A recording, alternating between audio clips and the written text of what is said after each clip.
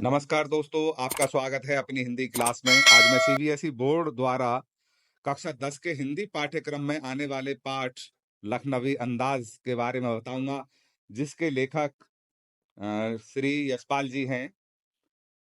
लेखक यशपाल लखनवी अंदाज नामक कहानी के माध्यम से यह कहना चाहते हैं कि पात्र एवं कथ्य के बिना कहानी नहीं लिखी जा सकती, परंतु एक स्वतंत्र रचना की जा सकती है।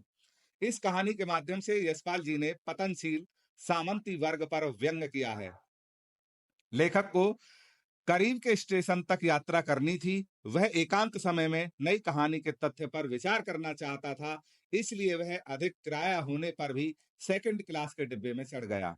उस डिब्बे में उनके सामने वाली सीट पर एक सफेद पोश लखनवी नवाब विराजमान थे। वे आराम से पालथी मारकर सीट पर बैठे हुए थे। उनके सामने एक तौलिए पर 2 ताजा चिकने खीरे रखे हुए थे। लेखक के आने पर उन्होंने स्वयं को असहज महसूस किया तथा लेखक से बात करने का कोई उत्साह नहीं दिखाया। लेखक आंखें चुराते हुए अपने कल्पनालोक में विचरण करने लगा। अचानक नवाब साहब ने लेखक से खीरे खाने के लिए पूछा। लेखक ने इनकार कर दिया। अब नवाब साहब ने दोनों खीरों को धोकर चाकू से दोनों सिरों को काटकर उसको रगड़कर उसका झाग निकाला।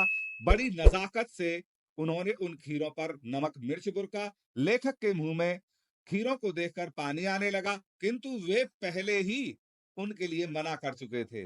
अतः नवाब साहब द्वारा फिर से पूछने पर भी लेखक ने आत्मसम्मान की रक्षा के लिए इनकार कर दिया। नवाब साहब ने प्यासी आंखों से खीरे को देखा, एक फांक को उठाकर होठों तक ले गए, उसे केवल सूंघा। खीरे के स्वाद से उनके मुंह में पानी भर आया, तब भी उन्होंने उसे नहीं खाया, बल्कि सूंघकर खिड़की से बाहर फेंक दिया।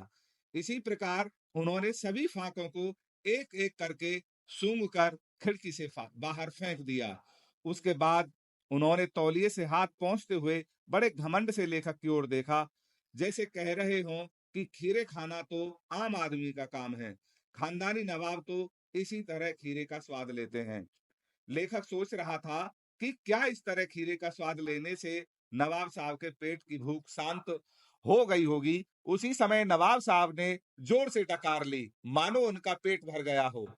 लेखक सोचने लगता है कि नवाब साहब बिना खीरा खाए डकार ले सकते हैं, तो एक लेखक बिना घटना, पात्रों और बिना विचार के कहानी क्यों नहीं लिख सकता। इस तरह लेखक को नवाब साहब के रूप में नई कहानी मिल जाती है।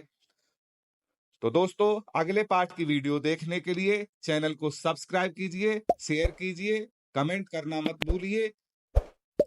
वीडियो को पूरा देखने के लिए धन्यवाद।